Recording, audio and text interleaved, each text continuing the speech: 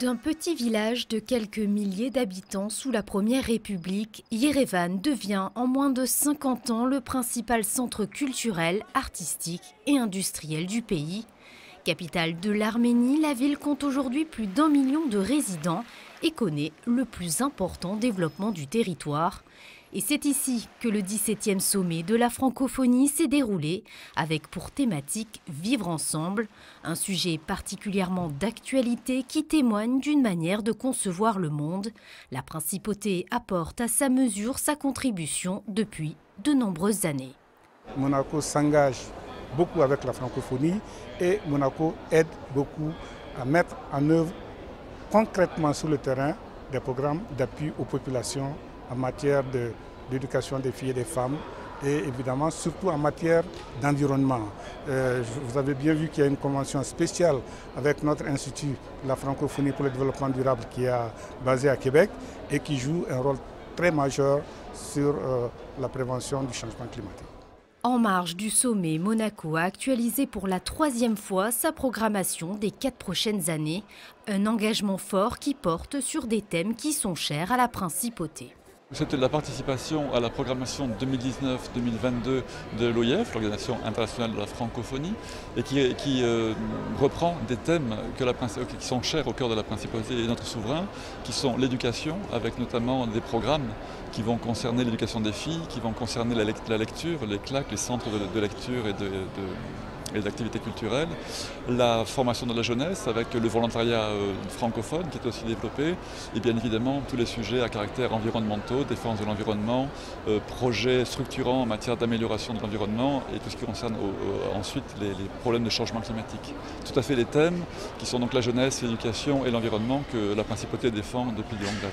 La principauté a également renouvelé son soutien financier à l'Institut de la francophonie pour le développement durable en faveur de la lutte contre les changements climatiques. Aujourd'hui, j'ai signé une convention avec l'IFDD qui renouvelle une convention ancienne en augmentant assez fortement, puisque c'est plus de 50% le montant qui est accordé pour 4 ans.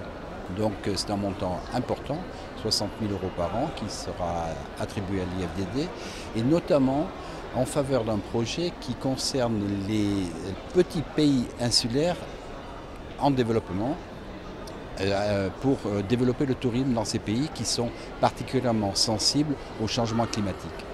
En plein cœur de la ville de Yerevan, un village dédié à la francophonie a pris place. Conférences, animations culturelles et expositions.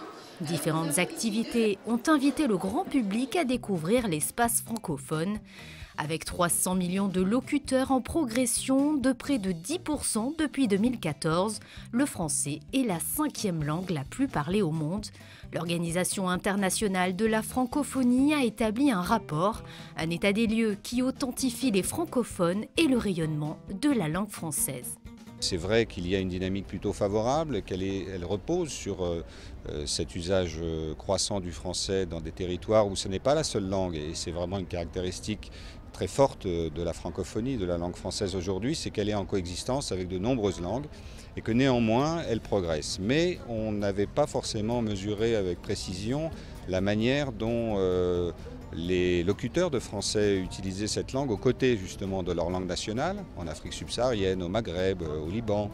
Et on s'est aperçu, grâce à des enquêtes de terrain, qu'elle était de plus en plus présente, et toujours aux côtés des langues nationales, mais parfois même devant les langues nationales. Il y a donc là une dynamique qui est plutôt favorable, mais avec des questions qui restent posées, notamment sur la qualité des systèmes éducatifs, qui sont les vecteurs principaux du développement de cette langue française dans des territoires où ce n'est encore une fois pas la seule langue. C'est par un hommage émouvant à Charles Aznavour que ce 17e sommet de la francophonie s'est ouvert. Cette nouvelle édition a réuni 84 chefs d'État et de gouvernement. Les acteurs de la francophonie sont convaincus que le vivre ensemble autour de valeurs humanistes peut contribuer au renforcement de la cohésion des sociétés. Ces actions témoignent de la valeur de l'OIF, cette organisation qui ne cesse d'innover et de réaffirmer avec conviction ses valeurs dans les actions qu'elle entreprend.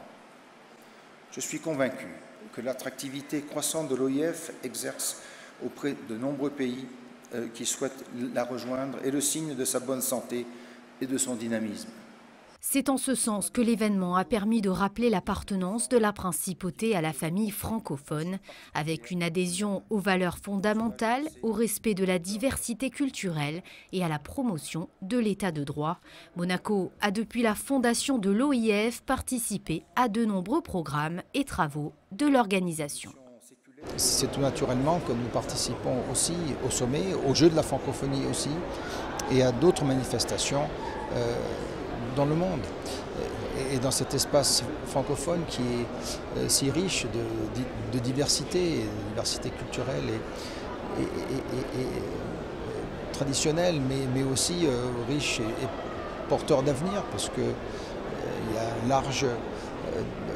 large part faite à la jeunesse, et c'est tout à fait remarquable, et c'est à encourager, bien entendu, de plus en plus. C'est ce que nous faisons, mais aussi d'un point de vue, vous avez vu toutes les avancées. Il y a d'ailleurs un rapport que j'ai pu voir et auquel la principauté a participé pour certains projets. Cela fait 30 ans que l'OIF se préoccupe de développement durable et de sujets liés au développement durable et à l'environnement. Donc c'est une organisation qui se projette vers l'avenir, tout en bien entendu consolidant ce lien par la langue française. C'est ce qui nous rapproche, et c'est ce que dit bien la formule, d'avoir le français en partage. C'est ce partage qui est important entre tous les États membres.